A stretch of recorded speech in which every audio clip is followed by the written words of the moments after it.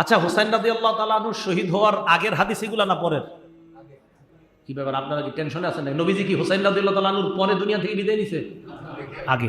তাহলে নবীজির হাদিস হুসাইন রাদিয়াল্লাহু তাআলা আনহুর শাহাদাতের আগে না পরে? আগে। ইন্না ইদ্দাতাশ শুহুরি যে আয়াতটা আল্লাহ বলছে সূরা তাওবার 36 নম্বর আয়াত, আসমান জমিন যেদিন সৃষ্টি করছে ওই দিন থেকে আল্লাহর কিতাবে লেখা ছিল মাস হলো 12টা, এর মধ্যে সম্মানিত মাস 4টা। তো বলেন তো হুসাইন রাদিয়াল্লাহু তাআলা আনহু কি ওই আসমান জমিন সৃষ্টির আগে দুনিয়া থেকে শহীদ হয়েছে? আচ্ছা, তাহলে বোঝা গেল মুহররম মাসের শ্রেষ্ঠত্ব এটা আসমান জমিন যেদিন সৃষ্টি করছে সেদিন থেকে। নবীজি সাল্লাল্লাহু আলাইহি সাল্লাম হাদিস দ্বারা আমাদেরকে বুঝিয়ে দিলেন 10 তারিখে রোজা রাখলে আগের এক বছরের গুনাহ মাফ। তাহলে এর শ্রেষ্ঠত্ব হুসাইন রাদিয়াল্লাহু তাআলা আনহুর শাহাদাতের আগে থেকে। এখন আমরা একটা বাংলা মনে রাখবো, নবীজি সাল্লাল্লাহু আলাইহি সাল্লামের নাতি হুসাইন রাদিয়াল্লাহু তাআলা আনহু উনি 10ই মুহররম শহীদ হওয়ার কারণে ওনার শাহাদাতের মর্যাদা আল্লাহ বাড়ায় দিয়েছে। আবার বলছি, 10ই মুহররম রোজা রাখলে যেমন আমাদের আগের এক বছরের গুনাহ মাফ হয়, 10ই মুহররম হযরত হুসাইন শহীদ হওয়ার কারণে ওনার শাহাদাতের মর্যাদা আল্লাহ বাড়ায় দিয়েছে। তাহলে বাংলাটা মনে রাখবেন, 10ই মুহররমের মর্যাদা ওনার শাহাদাতের কারণে বাড়ে নাই, বরং 10ই মুহররম উনি শহীদ হওয়ার কারণে ওনার শাহাদাতের মর্যাদা বেড়ে গেছে। আবার বলছি বাংলাটা, 10ই মুহররম হযরত হুসাইন শহীদ হওয়ার কারণে এই 10ই মুহররমের মর্যাদা বাড়ে নাই, 10ই মুহররমের মর্যাদা আগে থেকেই। 10ই মুহররম হুসাইন রাদিয়াল্লাহু তাআলা আনহু শহীদ হওয়ার কারণে ওনার শাহাদাতের মর্যাদা বাড়ছে। তাহলে বাংলা দুইটা বলেন তো, মুহররমের 10 তারিখের মর্যাদা বাড়ছে না শাহাদাতের? বিসমিল্লাহির রহমানির রহিম। ইন্না ইদ্দাতাশ শুহুরি ইনদাল্লাহি 12 শাহরান ফি কিতাবিল্লাহ ইয়াওমা খালাকাস সামাওয়াতি ওয়াল আরদা মিনহা আরবা'তুন হুরুম। আল্লাহুম্মা সাল্লি আলা মুহাম্মাদিন ওয়া আলা আলি মুহাম্মাদ কামা সাল্লাইতা আলা ইব্রাহিম ওয়া আলা আলি ইব্রাহিম ইন্নাকা হামিদুম মাজিদ। আল্লাহুম্মা বারিক আলা মুহাম্মাদিন ওয়া আলা আলি মুহাম্মাদ কামা বারাকতা আলা ইব্রাহিম ওয়া আলা আলি ইব্রাহিম ইন্নাকা হামিদুম মাজিদ। সুবহানাকা লা ইলমা লানা ইল্লা মা আল্লামতানা ইন্নাকা আনতাল আলিমুল হাকীম। আল্লাহ পাক রব্বুল আলামিনের দরবারে শুকরিয়া আদায় করছি, আল্লাহ আমাদেরকে জুমার নামাজ আদায় করার জন্য মসজিদে উপস্থিত হওয়ার তৌফিক দান করেছেন বলি আলহামদুলিল্লাহ। আমরা সাহাবাদের ঈমান নিয়ে আলোচনা করছিলাম, আগামী সপ্তাহে আবার আলোচনা করব ইনশাআল্লাহ। আজকে আমরা মুহররম মাস নিয়ে কিছু কথা শুনবো, খুব মন দিয়ে শুনবো। আমরা মুহররম মাসের ব্যাপারে কয়েকটি কথা আমরা মনে রাখব। 1 নাম্বার, মুহররম মাসের তাৎপর্য জানার আগে ভূমিকা স্বরূপ কয়েকটা কথা শুনি আমরা। বছর, মাস, সপ্তাহ, দিন, ঘন্টা, মিনিট, সেকেন্ড, প্রতিটা মুহূর্ত এটা আল্লাহ পাক রব্বুল আলামিনের পক্ষ থেকে নেয়ামত। সূরা ফুরকানের 62 নম্বর আয়াতে আল্লাহ বলেন, ওয়া হুয়াল্লাযী জাআলাল লাইলা ওয়ান নাহারা খিলফাতান লিমান আরাদা আইয়াযাক্কারা আও আরাদা শুকুরা। তিনি রাত এবং দিনকে অনুগামী করে বানিয়েছেন, একটাকে আরেকটার অনুগামী করেছেন আল্লাহ। রাতের পরে দিন, দিনের পরে রাত আসে। কেন? লিমান আরাদা আইয়াযাক্কারা, এটা ওই ব্যক্তির জন্য যে ব্যক্তি উপদেশ গ্রহণ করতে চায়। ওই ব্যক্তি উপদেশ গ্রহণ করে যে রাতের পরে দিন, দিনের পরে রাত। উপদেশ যে গ্রহণ করতে চায় সেটা গবেষণা চিন্তা করলে উপদেশ গ্রহণ করতে পারে। আও আরাদা শুকুরা, এবং যে ব্যক্তি শুকরিয়া আদায় করতে চায় যে রাতের পরে দিন যে আল্লাহ দিয়েছেন, দিনের পরে আবার রাত, তার শুকরিয়া আদায় করা দরকার। এই জন্য আমরা যারা রাতের পরে দিন পেয়ে যাই, দিনের পরে আবার রাত পেয়ে যাই, আমাদের উচিত আল্লাহর শুকরিয়া আদায় করা। আলহামদুলিল্লাহ। মুসলিম শরীফের 422 নম্বর হাদিস, আমাদের মাদ্রাসার পাণ্ডুলিপি অনুযায়ী 223 নম্বর হাদিস। এই হাদিসের মধ্যে আসছে রাসূল আকরাম সাল্লাল্লাহু আলাইহি সাল্লাম বলেন, কুল্লুন নাস ইয়াগদু, প্রত্যেকটা মানুষ সকাল করে। ফাবাইউন নাফসা, সে নিজেকে বিক্রি করে দেয় সকালে। কিভাবে? ফামুআতিকুহা, হয়তো সে ইবাদতের মাধ্যমে আল্লাহর আযাব থেকে নিজেকে মুক্ত করে, তার মানে নিজের জীবনটা আল্লাহর জন্য বিক্রি করে, আর ওই ইবাদত দিয়ে আল্লাহর আযাব থেকে নিজেকে মুক্ত করে, আও মুবিকুহা, অথবা শয়তানের আনুগত্য করে নিজেকে ধ্বংস করে। তার মানে কেউ নিজেকে আল্লাহর কাছে বিক্রি করে, কেউ শয়তানের কাছে। আল্লাহর কাছে যে নিজেকে বিক্রি করে সে ইবাদতের মাধ্যমে নিজেকে জাহান্নাম থেকে মুক্ত করে, আর যে শয়তানের কাছে নিজেকে বিক্রি করে মুবিকুহা, সে নিজেকে ধ্বংস করে। নাউজুবিল্লাহ। তাই আমাদের উচিত আমরা নিজেদেরকে প্রতিদিন আল্লাহর কাছে বিক্রি করা, আমরা যেন জাহান্নাম থেকে ইবাদতের মাধ্যমে মুক্তি লাভ করতে পারি। আল্লাহ তৌফিক দান করেন। এই জন্য সকাল সন্ধ্যায় 24 ঘন্টার শুকরিয়া আদায় করা। তো 24 ঘন্টার শুকরিয়া আদায় করা এটা কিভাবে? নবীজি সাল্লাল্লাহু আলাইহি সাল্লাম আমাদেরকে একটা দোয়া শিখিয়ে দিয়েছেন। আবু দাউদ শরীফের 5073 নম্বর হাদিস। এই হাদিসে রাসূল আকরাম সাল্লাল্লাহু আলাইহি সাল্লাম বলেন, মান ক্বালা হিনা ইউসবিহু আল্লাহুম্মা মা আসবাহা বি মিন নি'মা আও বি আহাদিন মিন খালকিকা ফামিনকা ওয়াহদাকা লা শারীকা লাকা ফালাকাল হামদু ওয়া লাকাশ শুকরু। সকালবেলা যে ব্যক্তি এই দোয়াটা পড়বে, আল্লাহুম্মা মা আসবাহা বি মিন নি'মাতিন আও বি আহাদিন মিন খালকিক, আল্লাহ সকালে যে নিয়ামত আপনি আমাকে দিয়েছেন, সকালটাই তো একটা নিয়ামত। আপনার বান্দাদের মধ্য থেকে যেই বান্দাকে আপনি নিয়ামত দিয়েছেন, এটা আপনার পক্ষ থেকেই। সকালে আমার কাছে যে নিয়ামত পৌঁছেছে, অথবা আপনার সৃষ্টির কোনো বান্দা, যে কোনো বান্দার কাছে যে নিয়ামত পৌঁছেছে, এটা আপনার পক্ষ থেকে। লা শারীকা লাক, আপনার সাথে কোনো অংশীদারিত্ব নেই। আল্লাহ এই নিয়ামত আপনি দিয়েছেন। ফালাকাল হামদু, আল্লাহ শুকরিয়া আপনার। ওয়ালাকাশ শুকরু, আল্লাহ আলহামদু প্রশংসা আপনার, আর শুক্রু শুক্রিয়া আপনার, কৃতজ্ঞতা আপনার। নবীজি বলেন এই দোয়াটা যে সকালবেলা পড়বে, ফাকাদ আদ্দা শুকরা ইয়াউমিহি, ওই দিন সে সন্ধ্যা পর্যন্ত আল্লাহর শুকরিয়া আদায় করছে। ওয়া মান ক্বালা মিসলা যালিকা হিনা ইউমসি, আর যে ব্যক্তি সন্ধ্যায় এই দোয়াটা পড়বে, তবে সন্ধ্যায় দোয়াটা একটু ব্যতিক্রম, সকালেরটার মতোই, শুধু একটা শব্দ পরিবর্তন হবে। সকালবেলা বলছেন আল্লাহুম্মা মা আসবাহা, সন্ধ্যায় বলতে হবে আল্লাহুম্মা মা আমসা বি মিন নি'মা, আসবাহার জায়গায় আমসা। রাত্রেবেলা সন্ধ্যায় বলবে আল্লাহ এই যে সন্ধ্যা আপনি আমাকে নিয়ামত দিয়েছেন, সন্ধ্যাটা আপনি পেলাম। ফামিনকা ওয়াহদাকা লা শারীকা লাক ফালাকাল হামদু ওয়া লাকাশ শুকরু, এটা আপনার পক্ষ থেকে, আপনার কোনো শরীক নেই, প্রশংসা আপনার, শুকরিয়া আপনার। নবীজি বলেন এটার সন্ধ্যাবেলা যে পড়বে, ফাকাদ আদ্দা শুকরা লাইলাতিহি, ওই রাতে ফজর পর্যন্ত ব্যক্তি শুকরিয়া আদায় করছে। তাহলে সকাল আর সন্ধ্যায় যদি এই দোয়া পড়েন, 24 ঘন্টার শুকরিয়া আদায় হয়ে যায়। এ হলো আপনার রাতের পর দিন, দিনের পর রাত পাওয়ার শুকরিয়া আদায়। ঠিক তেমনি ভাবে 1 মাসের পর আরেক মাস পেয়ে যাওয়াটা, এটা আমাদের জন্য নিয়ামত। আরবি মাসের মধ্যে প্রথম মাসটার নাম মুহররম মাস। জিলহজ মাসের পরে যে আমরা মুহররম মাসটা পেয়ে গেলাম, এটা আল্লাহ পাক রব্বুল আলামিনের পক্ষ থেকে একটা নিয়ামত। 12 মাসের কথা আল্লাহ পবিত্র কোরআনে উল্লেখ করেছেন। সূরা তাওবার 36 নম্বর আয়াতে আল্লাহ বলেন, ইন্না ইদ্দাতাশ শুহুরি ইনদাল্লাহি 12 শাহরান ফি কিতাবিল্লাহ ইয়াওমা খালাকাস সামাওয়াতি ওয়াল আরদা মিনহা আরবাআতুন হুরুম। আল্লাহ যেদিন আসমান জমিন সৃষ্টি করেছেন, সেদিন থেকেই আল্লাহর কাছে, আল্লাহর কিতাবে মাসের গণনা হলো 12 মাস। আসমান জমিন যেদিন সৃষ্টি করেছেন, সেদিন থেকে আল্লাহর কিতাবে, আল্লাহর গণনায় মাসের গণনা কয় মাস? 12 মাস। মিনহা আরবাআতুন হুরুম, এর মধ্যে 4টা মাস সম্মানিত। কোন 4 মাস সম্মানিত এটা কোরআনে নাই, এটা হাদিস থেকে আমরা জানবো। সহিহ বুখারী হাদিস নাম্বার 3197 নম্বর হাদিস, 3197।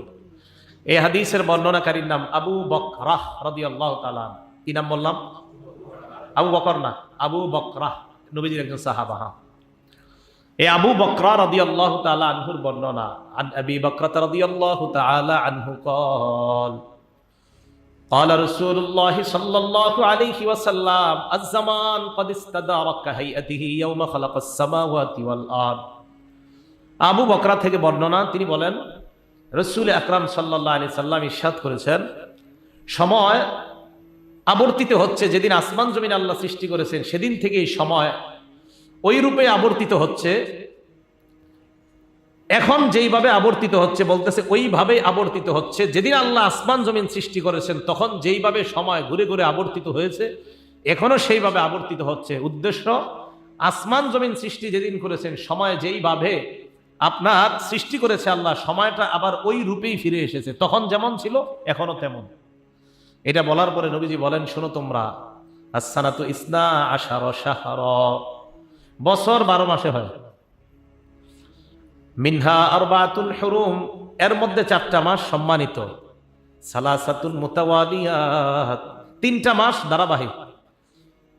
যুলকাদা ওয়া যুলহজ্জা ওয়াল মুহররম, 1 নাম্বার জিলকাদ, 2 নাম্বার জিলহজ, 3 নাম্বার মুহররম। দেখেন তো ধারাবাহিক কিনা 3টা, জিলকাদ, জিলহজ, মুহররম ধারাবাহিক। 4 নাম্বার ওয়া রজব মুদর বাইনা জুমাদা ওয়া শাবান, 4 নাম্বার জুমাদাল উখরা এবং শাবান মাসের মাঝখানের যে মাসটা, মানে রজব মাস। কোন মাস? রজব মাস। এই যে 4টা মাস সম্মানিত, এটা কিন্তু রমজান ছাড়া। রমজান তো আল্লাহর কাছে সবচেয়ে শ্রেষ্ঠ, এটা কিন্তু মনে রাখতে হবে। রমজান সবচেয়ে শ্রেষ্ঠ মাসের মধ্যে। তো এই 4 মাস আল্লাহর কাছে সম্মানিত। তাহলে আপনারা বলেন তো কোন 4 মাস?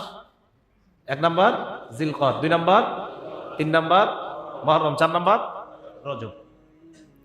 এরপরে রাসূল আকরাম সাল্লাল্লাহু আলাইহি সাল্লাম আমাদেরকে জানিয়ে দিলেন যে মুহররম মাস, এটার আলাদা তাৎপর্য আছে, আলাদা গুরুত্ব আছে আল্লাহর কাছে। তাহলে এই গেল আমাদের 1 নাম্বার মুহররম মাসের তাৎপর্য। 2 নাম্বার আলোচনা আশুরার রোজার তাৎপর্য। 2 নাম্বার আলোচনা আশুরার রোজার তাৎপর্য। সহিহ বুখারী হাদিস নাম্বার 2004 নাম্বার হাদিস, আব্দুল্লাহ ইবনে আব্বাস রাদিয়াল্লাহু তাআলা আনহুমার বর্ণনা। তিনি বলেন, কাদিমান নবী সাল্লাল্লাহু আলাইহি ওয়াসাল্লাম আল মাদিনা, নবীজি মদিনায় আসলেন। ফারাল ইয়াহুদা তাসুমু ইয়াউমা আশুরা, নবীজি ইহুদিদেরকে দেখলেন তারা মুহররম মাসের 10 তারিখে রোজা রাখে। মদিনায় নবীজি গিয়ে দেখলেন ইহুদিরা মুহররমের 10 তারিখে রোজা রাখে। নবীজি প্রশ্ন করলেন, মা হাযা ইয়াউম, কি ব্যাপার? মা হাযা, এটা আবার কি? ইহুদিরা জবাব দেয়, হাযা ইয়াউমুন সালিহ, এটা একটা ভালো দিন। ইহুদিরা এরপর বলে, হাযা ইয়াউমুন নাজ্জাল্লাহু বনি ইসরাঈলা মিন আদুবিহিম, এটা এমন একটা দিন যেই দিন আল্লাহ পাক রব্বুল আলামিন বনি ইসরাঈলদেরকে তাদের শত্রু থেকে মুক্তি দিয়েছেন। নবীজি বললেন, তো মুক্তি দিয়েছে, এজন্য তোমরা কি করো? রোজা রাখো এজন্য? তো ইহুদিরা জবাব দেয়, ফাসামাহু মুসা, আল্লাহ বনি ইসরাঈলদেরকে 10ই মুহররম মুক্তি দেওয়ার কারণে হযরত মুসা আলাইহিস সালাতু ওয়াস সালাম শুকরিয়া আদায় করার জন্য মুহররমের 10 তারিখে রোজা রেখেছেন, তাই আমরা রাখি। নবীজি জবাব দিলেন, ফাআনা আহাক্কু বিমূসা মিনকুম, আমি তোমাদের চেয়ে মুসা নবীর বেশি কাছাকাছি, বেশি মহব্বত করি, বেশি অনুসরণ করি, অতএব রোজা রাখার হকদার আমি বেশি, তোমরা না। ফাসামা, নবী রোজা রাখলেন। ও আমারা বিসিয়ামি, সাহাবাদেরকেও বললেন মুহররমের 10 তারিখে রোজা রাখতে। রাসূল আকরাম সাল্লাল্লাহু আলাইহি সাল্লামের এই হাদিস থেকে আশুরার রোজার তাৎপর্য আমাদের বুঝে আসে। 3 নাম্বার আলোচনা আশুরার রোজার গুরুত্ব। আম্মাজান হাফসা রাদিয়াল্লাহু তাআলা আনহার বর্ণনা, যিনি ওমর ইবনুল খাত্তাব রাদিয়াল্লাহু তাআলা আনহুর কন্যা। আম্মাজান হাফসা বলেন, আরবাউন লাম ইয়াকুন ইয়াদাহুন্না নবী সাল্লাল্লাহু আলাইহি ওয়াসাল্লাম, রাসূল আকরাম সাল্লাল্লাহু আলাইহি সাল্লাম 4টা আমল ছাড়তেন না। 1 নাম্বার সিয়ামা আশুরা, মুহররমের 10 তারিখে রোজা নবীজি ছাড়তেন না। 2 নাম্বার আল আশরা, জিলহজ মাসের প্রথম দশকের এই রোজাগুলা নবীজি ছাড়তেন না। জিলহজের প্রথম দশক এই রোজাগুলা নবীজি ছাড়তেন না। 3 নাম্বার ওয়াসালাসাতা আইয়ামিন মিন কুল্লি শাহরিন, প্রত্যেক মাসে 3টা রোজা, 13, 14, 15 আইয়ামে বীজের রোজা, এগুলা ছাড়তেন না। 4 নাম্বার ওয়ারাকাতাইনি ক্বাবলা সালাতিল গাদাত, ফজর নামাজের আগে 2 রাকাত সুন্নত কখনো ছাড়তেন না। ফজরের আগে 2 রাকাত সুন্নত কখনো ছাড়তেন না। সুন্নত বাদ দেওয়ার খালি ফিকির করেন, কি বলেন? নবীজি ফজরের আগে 2 রাকাত সুন্নত কখনো ছাড়তেন না। তাহলে কতটা গুরুত্ব ইসলামের মধ্যে দেখেন। তাহলে 4 আমল নবী কখনো ছাড়তেন না, বলতে পারবেন আপনারা? 1 নাম্বার, হ্যাঁ, মুহররমের 10 তারিখের রোজা। অনেকে ভয় পায় যে ভয় নিয়ে আবার না হয়। 1 নাম্বার মুহররমের 10 তারিখের রোজা। 2 নাম্বার জিলহজের প্রথম দশকের যে রোজা। 3 নাম্বার প্রত্যেক মাসের 3টা রোজা। 4 নাম্বার ফজরের আগের 2 রাকাত সুন্নত কখনো ছাড়তেন না। এর মধ্যে ফজরের আগের সুন্নত তো ছাড়বিনি না, বাকি 3টা যদি সম্ভব হয় আদায় করার চেষ্টা করবো, আল্লাহ তৌফিক দান করেন। 4 নাম্বার আলোচনা মুহররম মাসের রোজার ফজিলত। এই ফজিলতটা আমরা জানবো মুসলিম শরীফের একটা হাদিস থেকে। মুহররমের রোজার ফজিলত, আশুরার রোজার ফজিলত বলি না, কিন্তু মুহররমের রোজার ফজিলত। মুসলিম শরীফের 2645 নাম্বার হাদিস, আমাদের মাদ্রাসার পাণ্ডুলিপি অনুযায়ী 1163 নাম্বার হাদিস। এই হাদিসের মধ্যে আসছে বর্ণনাকারী আবু হুরায়রা রাদিয়াল্লাহু তাআলা আনহু। আবু হুরায়রা রাদিয়াল্লাহু তাআলা আনহু থেকে বর্ণনা, ক্বালা রাসূলুল্লাহ সাল্লাল্লাহু আলাইহি ওয়াসাল্লাম আফযালুস সিয়াম বাদা শাহরি রমাদান শাহরুল্লাহিল মুহাররম। নবীজি বলেন, রমজান মাসের পরে সবচাইতে মর্যাদাপূর্ণ রোজা হলো মুহররম মাসের রোজা। এই জায়গায় বলে না আশুরার রোজা, বলছে মুহররমের রোজা। রমজানের পরে সবচাইতে শ্রেষ্ঠ ফজিলতপূর্ণ রোজা হলো মুহররম মাসের রোজা। এই হাদিসে আরেকটা কথা আসছে, আফযালুস সালাতি বাদাল ফারিদাতি সালাতুল লাইল। ফরজ নামাজের পর আল্লাহর কাছে সবচাইতে মর্যাদাপূর্ণ নামাজ হলো রাতের তাহাজ্জুদ নামাজ। তাহলে রমজান মাসের পর মুহররম মাসের রোজা, এটা হলো সবচেয়ে মর্যাদাপূর্ণ। আর ফরজ নামাজের পর ফরজ নামাজ ব্যতীত আল্লাহর কাছে সবচাইতে মর্যাদাপূর্ণ নামাজ হলো তাহাজ্জুদের নামাজ। এই হাদিস থেকে আমরা মুহররমের রোজার ফজিলত পেয়ে গেলাম। 5 নাম্বার আলোচনা, আশুরার রোজার ফজিলত, মানে 10ই মুহররম যে রোজা, এই রোজার ফজিলত। এই ফজিলতটা আমরা জানবো তিরমিজি শরীফের 752 নাম্বার হাদিস থেকে। এই হাদিসের বর্ণনাকারী নাম আবু কাতাদাহ, নবীজির সাহাবা। عن أبي قتادة رضي الله تعالى عنه قال قال رسول الله صلى الله عليه وسلم আবু কাতাদার বর্ণনা, আল্লাহ নবী বলেন, সিয়ামু ইয়াউমি আশুরা ইন্নী আহতাসিবু আলা আল্লাহি আইয়ুকাফিরা আস-সানাতাল্লাতী ক্বাবলা। আল্লাহ নবী বলেন, মুহররম মাসের 10 তারিখের রোজার ব্যাপারে আমার আশা, এই দিন কেউ যদি সিয়াম পালন করে আল্লাহ তাহার আগের 1 বছরের গুনাহ মাফ করে দেয়। 10ই মুহররমের রোজা রাখলে আগের 1 বছরের গুনাহ মাফ। আর আগের 1 বছর আর পরের 1 বছরের গুনাহ মাফ কোন রোজা রাখলে? ভুলে গেছে, আরাফার। কোন রোজা? আপনারা ভুলে যান কেন? আরাফার, 9 জিলহজের রোজা। 9 জিলহজের রোজা রাখলে আগের 1 বছরের গুনাহ মাফ, পরের 1 বছরের গুনাহ মাফ। আর 10ই মুহররমের রোজা রাখলে আগের 1 বছরের গুনাহ মাফ। মনে থাকবে কথাগুলা? না, খালি নাটক সিনেমা মনে রাখবেন, এরই মনে রাখবেন না। কষ্ট পায় না, কষ্ট নিয়েন না। আচ্ছা, যাই হোক, এটা বললাম এই কারণে, এগুলা কেন আমরা মনে রাখি না মুসলমানরা, এগুলো আমাদেরই মনে রাখা দরকার। তো মুহররমের 10 তারিখের রোজা রাখলে আগের 1 বছরের গুনাহ মাফ। 9 জিলহজ আরাফার দিনে রোজা রাখলে আগের 1 বছর, পরের 1 বছরের গুনাহ মাফ। এগুলো 5 নাম্বার কথা। 6 নাম্বার, 10ই মুহররম আমাদের করণীয় কি? আমরা মনে রাখবো আমাদের মূল 10ই মুহররমের 2টা কাজ আমরা গুরুত্ব দিব। অন্যান্য আমল তো ডেলি যা করি এগুলো করবোই, এছাড়া 10ই মুহররম গুরুত্ব সহকারে 2টা আমল করব। 1 নাম্বার, সারা দিনটা রোজা অবস্থায় কাটাবো। 2 নাম্বার, বেশি বেশি তওবা করব। 10ই মুহররম 2টি আমলকে আমরা গুরুত্ব দিব। 1 নাম্বার, যদি সম্ভব হয়, যদি কষ্ট না হয়, যদি কোনো ওজর না থাকে, সিয়াম অবস্থায় রোজা অবস্থায় কাটানো। 2 নাম্বার, তওবা করা বেশি বেশি। রোজা অবস্থায় কাটানো কেন গুরুত্ব দিব এই দিন রোজার জন্য? এটার দলিল সহিহ বুখারী হাদিস নাম্বার 2006 নাম্বার হাদিস। এই হাদিসের বর্ণনাকারী আব্দুল্লাহ ইবনে আব্বাস রাদিয়াল্লাহু তাআলা আনহুমা কি বলে দেখেন। আর আব্দুল্লাহ ইবনে আব্বাস রাদিয়াল্লাহু তাআলা আনহুমা قال, আব্দুল্লাহ ইবনে আব্বাস রাদিয়াল্লাহু তাআলা আনহুমার বর্ণনা, আব্দুল্লাহ ইবনে আব্বাস বলেন, মা রাআইতু রাসূলুল্লাহ সাল্লাল্লাহু আলাইহি ওয়াসাল্লাম ইয়াতাহাররা সিয়ামা ইয়াউমিন ফাদ্দালাহু আলা গায়রিহি ইল্লা হাদাল ইয়াউম ইয়াউম আশুরা ওয়া হাদা আশ-শাহর ইয়ানি শাহর রমাদান। আব্দুল্লাহ ইবনে আব্বাস বলেন, দিনের মধ্যে সবচেয়ে গুরুত্ব দিতেন নবী একটা দিনকে, আর মাসের মধ্যে সবচেয়ে গুরুত্ব দিতেন একটা মাস। আব্দুল্লাহ ইবনে আব্বাস বলেন, দিনের মধ্যে সবচেয়ে গুরুত্ব দিতেন যে দিনটাকে আল্লাহর নবী, সেই দিনটা হলো 10ই মুহররম। আর মাসের মধ্যে সবচেয়ে গুরুত্ব দিতেন যে মাস, ওই মাসটা হলো রমজানের মাস। তাহলে নবী সবচেয়ে গুরুত্ব দিতেন যে দিনটাকে, এটা হলো 10ই মুহররম। আর এই 10ই মুহররমের কিসকে গুরুত্ব দিতেন? ইবনে আব্বাস বলেন, সিয়ামা ইয়াউমিন, 10ই মুহররমের রোজাটাকে নবীজি খুব গুরুত্ব দিতেন। আর রমজান মাসের ওই মাসের রোজাকে মাস হিসাবে সবচেয়ে গুরুত্ব দিতেন। তাহলে দিন হিসাবে একটা দিনের রোজাকে গুরুত্ব দিতেন, মুহররমের 10 তারিখের রোজা। আর মাস হিসাবে একটা মাসকে গুরুত্ব দিতেন, সেটা পুরা রমজান মাসটা। তাহলে 1 নাম্বার আমল আমরা পেয়ে গেলাম, ওই দিন সবচেয়ে গুরুত্বপূর্ণ কাজ রোজা রাখা। 2 নাম্বার, তওবা করা। তওবার দলিল কোথায় আছে?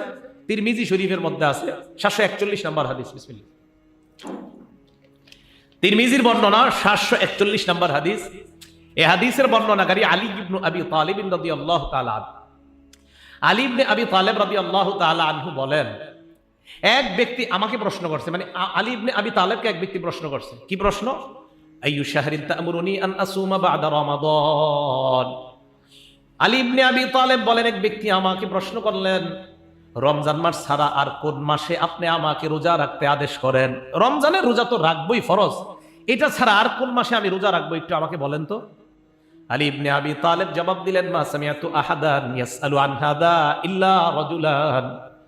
তুমি যেই প্রশ্নটা আমাকে করছো, আমি এই প্রশ্নটা নবীজিকে কাউকে করতে দেখি নাই এক ব্যক্তি ছাড়া। তুমি আমাকে যে প্রশ্নটা করছো, অবিকল এই প্রশ্নটা আল্লাহ রসুলকে আমার জানা মতে একজন মানুষকে করতে দেখছি। হযরত আলীকে প্রশ্ন করছে, রমজান ছাড়া কোন মাসে আমি রোজা রাখবো বলেন তো। হযরত আলী কয়, তুমি যে প্রশ্নটা করছো, এক ব্যক্তি নবীজিকে এই প্রশ্নটা করছে, আমার জীবনে দেখা আর কেউ নবীকে এই প্রশ্নটা করে নাই। নবীজিকেও অবিকল এই প্রশ্ন করছে এক ব্যক্তি। কি? নবীজিকে প্রশ্ন করছে, আইয়ু শাহরিন তা'মুরুনি আন আসুমা বা'দা শাহরি রমাদান। ইয়া রাসূলুল্লাহ, রমজান মাস ছাড়া আপনি আমাকে কোন মাসে রোজা রাখতে বলেন? আল্লাহ নবী জবাব দিলেন, ইন কুনতা সাইমান বা'দা শাহরি রমাদান ফাসুমিল মুহাররম। যদি তুমি রমজান মাস ছাড়া অন্য কোন মাসে রোজা রাখতে হয়, তাহলে তুমি মুহাররম মাসে রোজা রাখো। ফাইন্নাহু শাহরুল্লাহ, মুহাররম মাসটা হলো আল্লাহর সম্মানিত মাস। এখন কি করে দেখেন, ফিহি ইয়াউমুন, এই মাসের মধ্যে একটা দিন আছে 10ই মুহররম। এই দিনে তাবাল্লাহু ফিহি আলা কওমিন, এই দিনে আল্লাহ এক সম্প্রদায়ের তওবা কবুল করেছেন।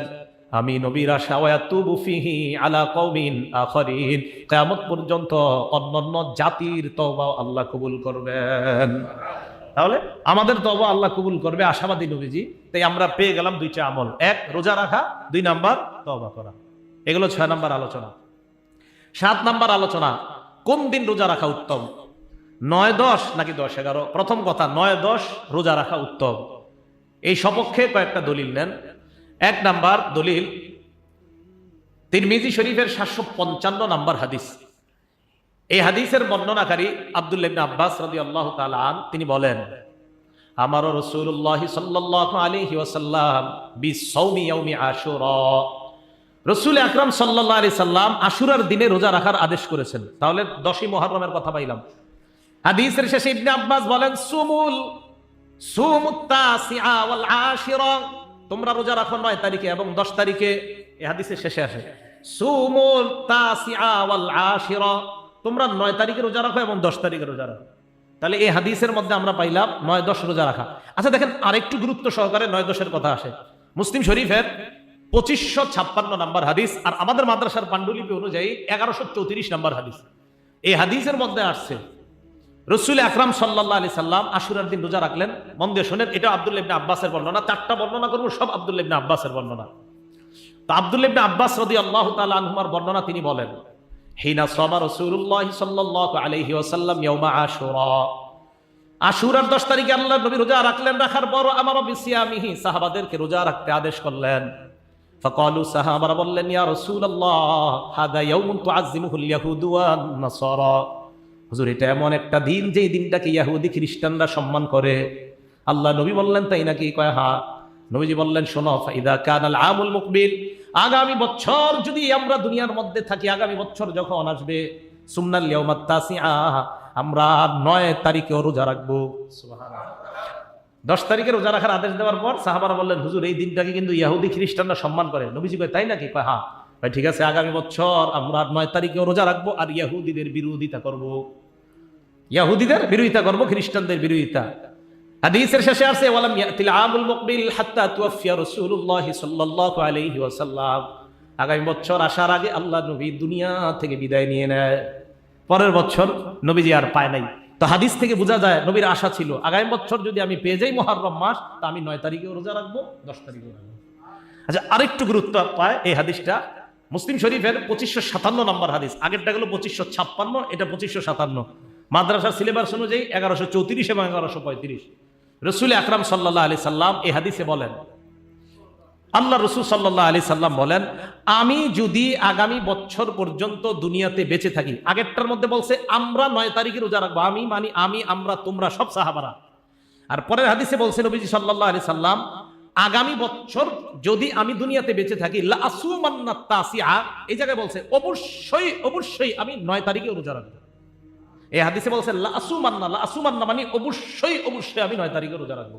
তাহলে বোঝা যায় 9 এবং 10 নবীজি বেশি গুরুত্ব দিয়েছেন।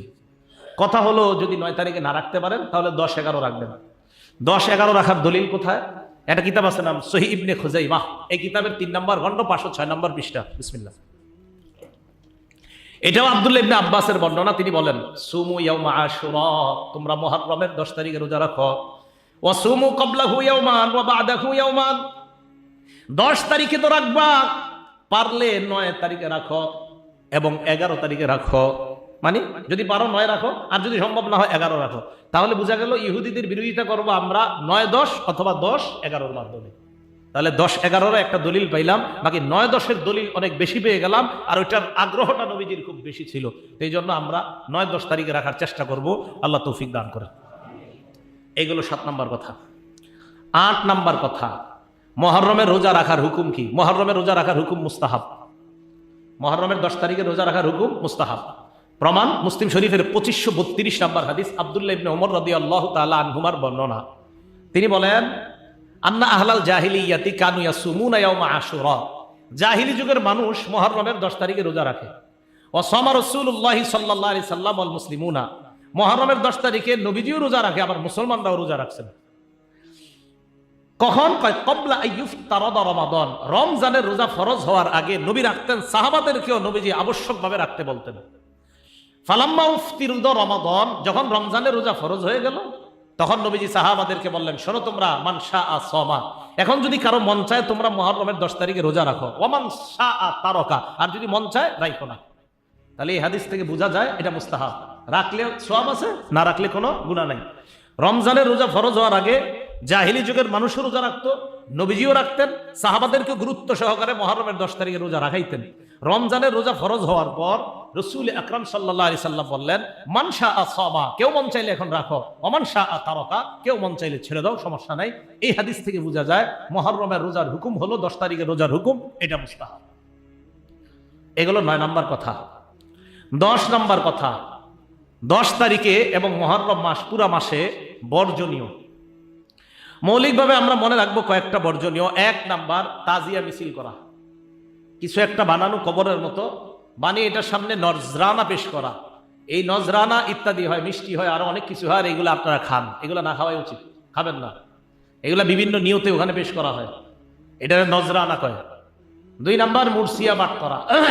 কোন একটা ঘরের মধ্যে বসে দেখবেন বিভিন্ন জায়গায় চারদিকে আপনার কালো কালো কালো কালি দিয়া পুরা বিল্ডিংটাকে রং করে, অথবা কালো কাপড় পেঁচায়, মানে তারা শোকা হতো, এগুলা দিয়ে ভিতরে বসে বসে মুরসিয়া পাঠ করে, হুসাইন রাদিয়াল্লাহু তাআলা আনহুর শানে বিভিন্ন কিছু বলা বলি করে। যাই হোক, তো ওখানে অনেক কুসংস্কার হয়, এটাকে কেন্দ্র করে এই অনুষ্ঠানগুলোতে না যাওয়া। 3 নাম্বার, মাতম করা, হুসাইন রাদিয়াল্লাহু তাআলা আনহুকে কেন্দ্র করে পুরা মুহররম মাসেই অনেক কিছু দেখা যায়। আর 10 তারিখে আপনার হুসাইন রাদিয়াল্লাহু তাআলা আনহুকে কেন্দ্র করে বিলাপ করা হয়, ইত্যাদি করা হয়। এই যে মাতম করা বা বিলাপ করা, এই ব্যাপারে বুখারী শরীফের 1298 নাম্বার হাদিস এবং ইবনে মাজার 1584 নাম্বার হাদিসের মধ্যে রাসূল আকরাম সাল্লাল্লাহু আলাইহি সাল্লাম বলেন, লাইসা মিন্না, ওই ব্যক্তি আমার উম্মতের অন্তর্ভুক্ত না। লাইসা মিন্না, তারা আমার উম্মতের অন্তর্ভুক্ত না। মান দরবাল খুদুদা, যারা নিজেদের গালের মধ্যে আঘাত করে, যারা শরীরের মধ্যে আঘাত করে, অসাক্কল জিউবা, যারা জামা কাপড় টেনে হেঁচড়ে ছিঁড়ে ফেলে, মানে নিজেরা রাখবে না, শেষ হয়ে যাবে শোকে। জাহিলিয়া, জাহিলি যুগের মতো আওয়াজ করে, বিলাপ করে, ইত্যাদি করে, কান্নাকাটি করে। রাসূল আকরাম সাল্লাল্লাহু আলাইহি সাল্লাম বলেন, তারা আমাদের অন্তর্ভুক্ত না, নাউজুবিল্লাহ। এই জন্য বিলাপ করা, এগুলো আসলে শরীয়ত সমর্থন করে না, ইসলাম সমর্থন করে না। বুখারী শরীফের 1296 নাম্বার হাদিসে আসছে, ইন্না রাসূলুল্লাহি সাল্লাল্লাহু আলাইহি সাল্লাম বারিউম মিনাস সালিকা ওয়াল হালিকা ওয়াশ শাক্কা, নবীজি সাল্লাল্লাহু আলাইহি সাল্লাম ওই ব্যক্তি থেকে মুক্ত যে ব্যক্তি আস-সালিকা, সালিকা মানে জাহিলি যুগের মতো জোরে কান্নাকাটি করে, আওয়াজ করে কান্নাকাটি করে। 2 নাম্বার, রাসূল আকরাম সাল্লাল্লাহু আলাইহি সাল্লাম বললেন, ওয়াল হালিকা, হালিকা মানে শোকে মাথা মুন্ডন করে, শোকে মাথা মুন্ডন করে, শোকে মাথা মুন্ডন করে ফেলে, শোকে। 3 নাম্বার, শাক্কা, নিজেদের জামা কাপড় ছিঁড়ে ফেলে, শোকে। নবীজি বলেন এদের থেকে আমি মুক্ত, এদের সাথে আমার সম্পর্ক নাই। আল জামিউস সগীর কিতাবের নাম, হাদিস নাম্বার 4201 নম্বর হাদিস। এই হাদিসের বর্ণনাকারী আব্দুল্লাহ ইবনে আব্বাস রাদিয়াল্লাহু তাআলা আনহুমা, তিনি কি বলে দেখেন, মাতাত যায়নাবু বিনতু রাসূলিল্লাহি সাল্লাল্লাহু আলাইহি সাল্লাম, রাসূল আকরাম সাল্লাল্লাহু আলাইহি সাল্লামের কন্যা হযরত যায়নাব রাদিয়াল্লাহু তাআলা আনহা মারা গেছে। মারা যাওয়ার পর ফাবাকাতিন নিসা, নারীরা কান্নাকাটি শুরু করছে। হযরত ওমর ফারুক যখন নারীদের জোরে জোরে কান্নাকাটির শব্দ পাইলেন, ফাজাআলা উমরু ইয়াদরিবুহুন্না বিসাউতিহি, চাবুক দিয়া হযরত ওমর এইভাবে মাথায় গিয়ে ধরছে সবগুলার, এই চুপ, সব চিল্লাচিল্লি করতেছে, চাবুক ধরছে, কি সমস্যা কি? আল্লাহ রাসূল হযরত ওমরকে দেখার পর বললেন, মাহলান ইয়া ওমর, ওমর একটু নরম হও, একটু থামো। এবার আল্লাহ রাসূল বললেন, নারী সম্প্রদায় সহ সারা দুনিয়ার মুসলমান আমাদেরকে আল্লাহ নবী জানায় দেয়, শোনো তোমরা, মাহমা কানা মিনাল আইন ওয়াল কাল, চোখের পানি যদি অটোমেটিক চোখ থেকে বের হয় আর অন্তর থেকে বের হয়, ফামিনাল্লাহ ওয়া মিনার রাহমা, এই চোখের পানি এটা আল্লাহর পক্ষ থেকে এবং এটা দয়ার কান্না। অটোমেটিক যদি চোখের পানি আসে দিল থেকে, যদি আসে, এটা আল্লাহর পক্ষ থেকে এবং এটা আল্লাহর পক্ষ থেকে দয়া, এটা দয়ার কান্না।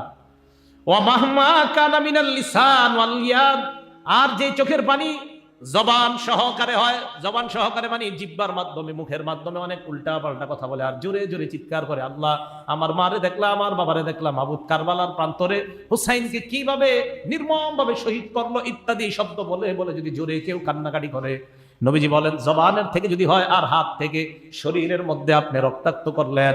একদিক দিয়ে জবানে বললেন, হ্যাঁ জবানে কিন্তু বলে, একটা শব্দ বলে, যাই হোক এই শব্দ আমি মসজিদে বলতে চাই না, একটা শব্দ জবানে বলে আর আঘাত করে শরীরে। তো বলতেছে মিনাল লিসান, একটা জবান, সাথে সাথে ওয়ালিয়া, হাত কাজ করে কি, আমি নিজের রাখবো না। তো আমি নিজের রাখবো না তো শুধু হাতের, এখন তো নিজের না রাখতে গিয়ে একদম শরীর রক্তাক্ত করে ফেলে। তো নবীজি বলেন ফামিনাশ শাইতান, এটা শয়তানের পক্ষ থেকে। এটা কার পক্ষ থেকে? শয়তানের, এটা শয়তানের। ভাই আমার রাসূল সাল্লাল্লাহু আলাইহি সাল্লাম বলেছেন, বিশ্বাস করেন এটা, তো রাসূল সাল্লাল্লাহু আলাইহি সাল্লাম, এটা শয়তানের পক্ষ থেকে। তো নবীজি সাল্লাল্লাহু আলাইহি সাল্লাম নারীদেরকে বললেন, ইয়াকুন্না ওয়া নাঈকাশ শাইতান, এই নারী সম্প্রদায় জোরে জোরে বিভিন্ন শব্দের মাধ্যমে বলে বলে বিলাপ করে কান্নাকাটি, এগুলো শয়তানের কান্না, এগুলো থেকে তোমরা বাঁচো। আল্লাহ আমাদের সকলকে, মা বোনদেরকে সহ, এই মুহররম মাসকে কেন্দ্র করে আবার যারা বিলাপ কান্নাকাটি ইত্যাদির মাধ্যমে শরীয়ত বহির্ভূত কর্মকাণ্ড করে, সকলে যেন এই ধরনের গর্হিত কাজ থেকে আমরা বেঁচে থাকতে পারি, আল্লাহ তৌফিক দান করেন। এটা হলো আপনার তাহলে মাতম, বিলাপ ইত্যাদি এগুলা করা যাবে না। 4 নাম্বার, 3 নাম্বার গেল আপনার মাতম করা যাবে না। 4 নাম্বার, মুহররমের 10 তারিখে কোনো পিপাসার্ত ব্যক্তিকে পানি পান করানো, এই নিয়তে আহারে কারবালার প্রান্তরে হুসাইন রাদিয়াল্লাহু তাআলা আনহু সহ 70-71 জন ছিল, তাদেরকে তারা পানি দেয় নাই, পাষণ্ডরা। তাই এই দিনে আপনি এই মনে করে পিপাসার্তকে পানি পান করানো তো খুব সওয়াবের কাজ, আজকে করান। আজকে জুমার নামাজের পরে মুসল্লিদেরকে শরবত খাওয়ান আপনি, আজকে করান আপনি পানি পান। তো মুহররম দিনকে ধার্য করা, এই নিয়ত করে যে ওই দিন কষ্ট দিচ্ছে তাই আজকে পানি পান করাই, এটা একদম সম্পূর্ণ ইসলাম বহির্ভূত কাজ, ইসলাম এটাকে সমর্থন করে না। এ হলো 4 নাম্বার। 5 নাম্বার, ওই দিনকে কেন্দ্র করে সিন্নি, খিচুড়ি ইত্যাদি নজরানা পেশ করা, পাকানো, ওই দিনকেই কেন্দ্র করে যে বিভিন্ন মানে নিয়ত করে, মান্যত করে ইত্যাদি ইত্যাদি, আহারে এই দিন এই হয়েছে সেই হয়েছে, এগুলাকে কেন্দ্র করে খিচুড়ি পাকায়। তো ওই দিনে এমনি তো খিচুড়ি পাকানো খারাপ কিছু না, এটা ভালো। এখন কি করে ওই দিন বিভিন্ন মানুষ, আল্লাহ ভালো জানে কার কি নিয়ত থাকে, এই সমস্ত নিয়ত করে খিচুড়ি পাকায়। তো আমি আপনাদেরকে পরামর্শ দিই, আপনাদের বাসায়ও পাঠানো হয়, খাবেন না। আপনাদের অনেকের বাসায় ওই দিন দেওয়া হয়, আপনারা খায়েন না, প্রয়োজন নেই। আপনি মন চাইলে আপনি নিজে ভালো কিছু রান্না করে খান, আল্লাহর নামে জবাই করেন, গরু জবাই করেন, আল্লাহর নামে পশু জবাই করে খান আপনি, কিন্তু কার কি নিয়ত থাকে ওই দিন এটা আল্লাহ ভালো জানে। এই 5 নাম্বার, কোন নিয়ত ইত্যাদি কুসংস্কার মনে রাখা কিছু পাকানো, এটা 5 নাম্বার ওই দিন নিষেধ। 6 নাম্বার, মুহররম মাসে বাচ্চাদেরকে রাস্তায় ছেড়ে দেওয়া হয় খালি পায়ে হাঁটার জন্য, খালি পায়ে হাঁটার জন্য, এবং এটাকে বরকত মনে করা হয়। আল্লাহ জানে কোত্থেকে আসছে এই নিয়ম, এটাকে কিভাবে বরকত মনে করে আমার বুঝান। খালি পায়ে হাঁটলে বরকত হবে, আর এই সন্তানের নাকি বরকত হবে। আমার মন চায় খালি দেখতে যে যারা মুহররমের এই 10 তারিখ পর্যন্ত খালি পায়ে হাঁটে, এদের আপনি যাদেরকে চিনেন, বড় হওয়ার পরে আমার সাথে একটু পরিচয় করায় দেন, আমি দেখতে চাই উনি কি হয়েছে ভবিষ্যতে, যে ওইভাবে খালি পায়ে হাঁটার কারণে ওনার জীবনে কি কি হয়েছে, আমি এরকম একজন লোক দেখতে চাই। এ হলো 6 নাম্বার, গর্হিত কাজ।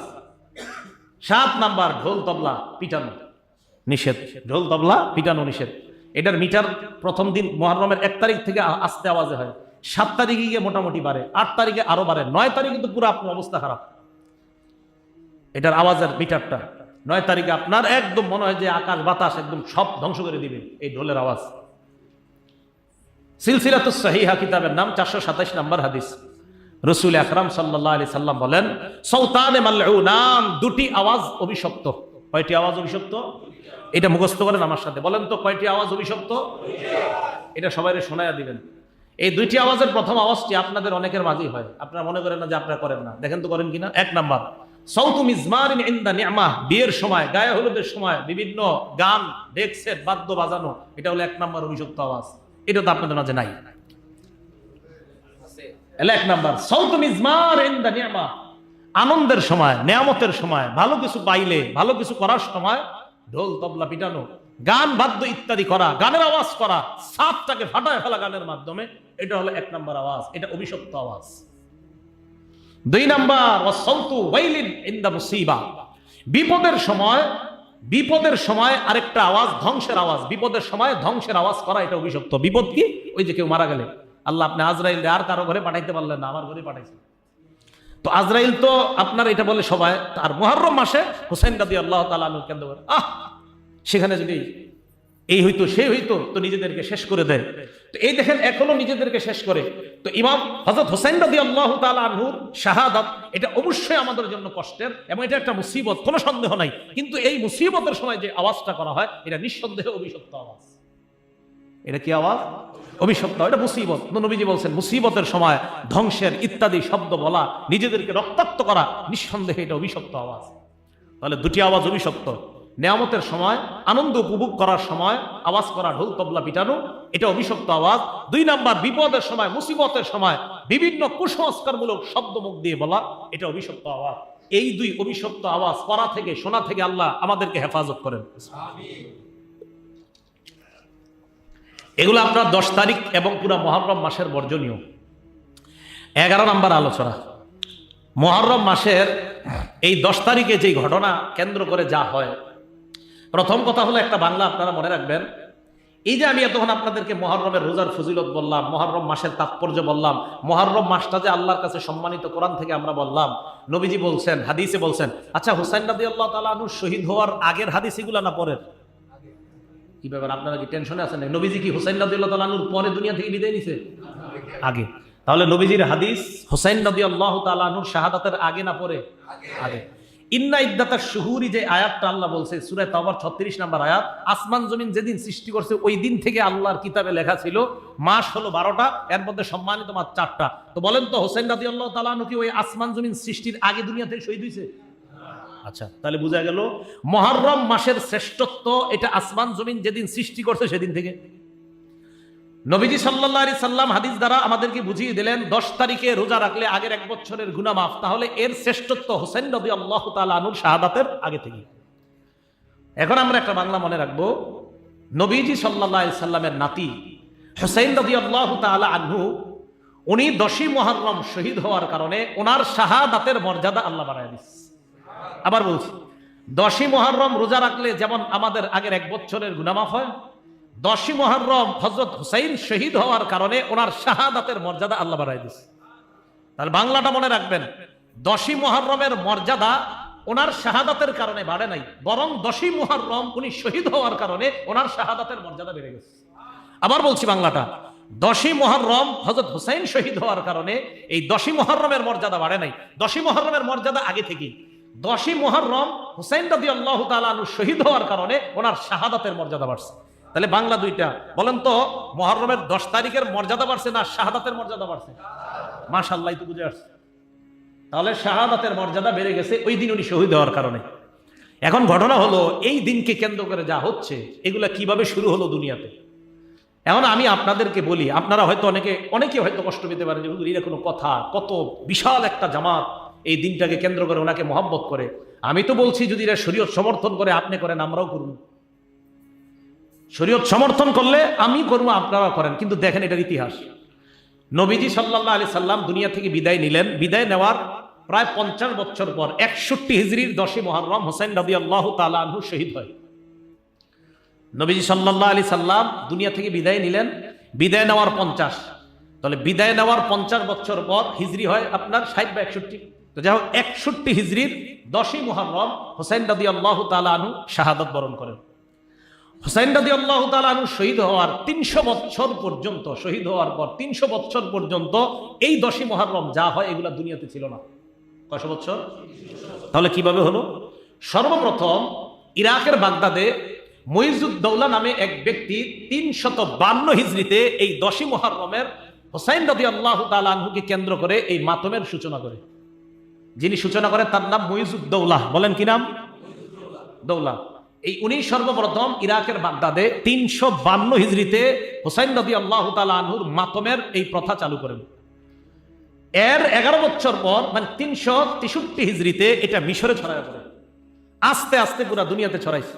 এবার আপনাদেরকে আমি বলি হুসাইন রাদিয়াল্লাহু তাআলা আনহু শহীদ হয়েছে কত হিজরিতে? 61 হিজরি, 10ই মুহররম। উনি শাহাদাতের প্রায় 300 বছর পর 352 হিজরিতে সর্বপ্রথম কোথায় এটার আবিষ্কার হয়? ইরাকের বাগদাদে। যিনি আবিষ্কার করে তার নাম কি? মুইজুদ্দৌলা। এর প্রায় 11 বছর পর মানে 363 হিজরিতে এটা মিশরে ছড়ায় পড়ে। এরপরে আস্তে আস্তে দুনিয়াতে ছড়িয়ে পড়ছে। তাহলে হুসাইন রাদিয়াল্লাহু তাআলা আনহু শাহাদাতের 300 বছর পর্যন্ত যদি এই ইতিহাস দেখাইতে পারেন তো দেখান। এরপর যিনি এটা আবিষ্কার করলেন তখন থেকে এটার প্রথাটা চালু হয়। আমাদের দেশের অনেক মানুষ না বুঝে না জেনেও অনেকে এই প্রথাগুলোর মধ্যে নিজেদেরকে জড়িয়ে নেয়। আল্লাহ আমাদের সকল মুসলমানদেরকে ঈমান আমল হেফাজত করার তৌফিক দান করেন। এখন এইটা তো বললাম আমি আমার কথা, এটা তো আমাদের কিতাবের লেখার কথা বললাম। তো আপনারা অনেকে বলবেন এটা আপনারা হুজুররা নিজেরা লেখছেন। এখন দেখি আমরা শিয়া সম্প্রদায়ের কোন লেখক কি লেখছে, এটা তো আমাদের কথা। তো ওনাদের লেখক কি লেখছে দেখেন। শিয়া সম্প্রদায়ের একজন লেখকের নাম সৈয়দ আমির আলী। কি নাম? বলেন কি নাম? ওনার একটা বই আছে নাম the history of Islam, the spirit of Islam, the spirit of Islam. এটা ওনার একটা লেখা। তো এটার মধ্যে উনি আলোচনা করছেন যে এই যে 10ই মুহররম এটাকে যে আমরা পালন করি, মানে উনি একজন শিয়া সম্প্রদায়ের লেখক। তো 10ই মুহররম আমরা যেটা পালন করি উনি নিজেই লিখতেছেন। ওইটা যিনি আবিষ্কার করেছে, সূচনা করেছে তার নাম মুইজুদ্দৌলা। তা আমরা হুজুররাও বললাম তার নাম মুইজুদ্দৌলা, শিয়া সম্প্রদায়ের লেখক উনিও বললেন তার নাম মুইজুদ্দৌলা। তাহলে পার্থক্য আছে? নাই, ওনারাও মেনে নিয়েছেন। এবং উনি ওই জায়গায় লেখছেন হি ওয়াজ আ শিয়া, সে একজন শিয়া ছিল। উনি ওখানে ইংরেজিতে লেখছে যে মুইজুদ্দৌলা অলসো ইনস্টিটিউট দ্য ইয়াউমে আশুরা, দ্য ডে অফ মর্নিং। উনি লেখছেন শোকের দিন হিসাবে 10ই মুহররমকে মুইজুদ্দৌলা এটা পৃথিবীতে আপনার সর্বপ্রথম এটাকে সে সূচনা করেছে। এটা আরেকটা বইয়ের মধ্যে সে আপনার ইনস্টিটিউটের পরিবর্তে লেখছে স্টাবলিশড, আরেকটা জায়গায় লেখছে, মানে সেইটার প্রতিষ্ঠাতা মুইজুদ্দৌলা। এবং এটা লেখছে হি ওয়াজ আ শিয়া, সে একজন শিয়া ছিল। তো যিনি আবিষ্কার করলেন তিনিও শিয়া, যিনি এর পক্ষে লেখলেন তিনিও শিয়া। তা আমাদের দোষটা কেন দেন? শিয়া সম্প্রদায়ের লোকই স্বীকার করছে যে মুইজুদ্দৌলা 352 হিজরিতে সর্বপ্রথম এই 10ই মুহররমকে কেন্দ্র করে এই প্রথা আবিষ্কার করেছে। আর তিনি এই কথাটা লেখছে তিনিও একজন শিয়া, যার ব্যাপারে লেখছে তিনিও একজন শিয়া। প্রিয় শিয়া সম্প্রদায় যারা আছেন, তো আপনারাও মেহেরবানি করে এই ইতিহাসটা আপনাদের কিতাব থেকেই জানেন। জানলে দেখবেন যে 352 আগে পৃথিবীতে আর প্রথা ছিল না। তো এটা পালন করবেন কি করবেন না আপনাদের কিতাব থেকে দেখলে বুঝতে পারবেন যে এটা নবীজি বা সাহাবা তাবেঈ তাবেঈন থেকে চলে আসা কোনো আমল না, বরং এটা মানুষের বানানো, কোন একজন শিয়া সম্প্রদায়ের এক ভাইয়ের বানানো প্রথা। ঠিক না? তাহলে এটা আমল করা যাবে না। আপনারা মহব্বতের সাথে এই কথাগুলা এগুলা যারা পালন করে তাদেরকে জানিয়ে দিবেন, একদম মহব্বতের সাথে, ঝগড়া করে না। এরকম বলবেন না ধর্মীয় তোমরা কি করো না করো, এরকম না। সুন্দরভাবে মহব্বতের সাথে বুঝিয়ে দেন ভাই তুমি যা করছো এটা ইতিহাসটা একটু জেনে শুনে করো। আল্লাহ পাক রব্বুল আলামিন আমাদের সকলকে মুহররমের করণীয় বর্জনীয় যা বলা হলো করণীয়গুলো যেন আমল করতে পারি, বর্জনীয়গুলো যেন বর্জন করতে পারি। আল্লাহ তৌফিক দান।